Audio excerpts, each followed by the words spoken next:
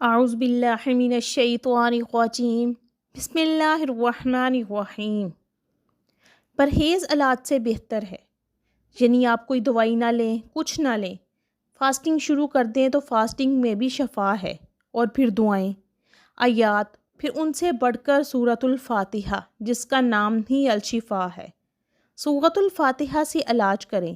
ایک روایت ہے کہ ایک دفعہ رسول اللہ صلی اللہ علیہ وآلہ وسلم کی خدمت میں ایک صحابی رضی اللہ تعالیٰ عنہ حاضر ہوئے۔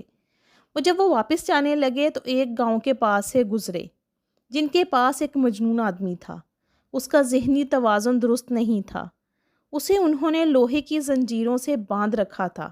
اس کے اہل خانہ سے کہا کہ ہمیں معلوم ہوا ہے کہ یہ آدمی رسول اللہ صلی اللہ علیہ وآلہ وسلم کے پاس سے آیا ہے اور اس کو کوئی چیز ملی ہے۔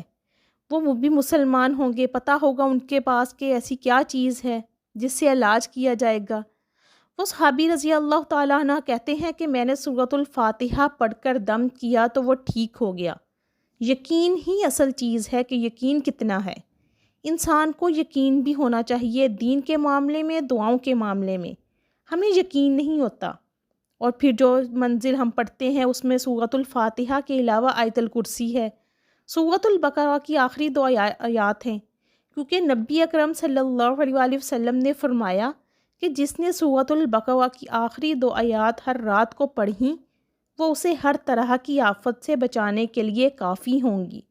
اور آیت الکرسی کا فائدہ تو آپ کو معلوم ہے، چاروں کل بھی اس منزل میں آتے ہیں جن کے فوائد کا بھی آپ کو معلوم ہے۔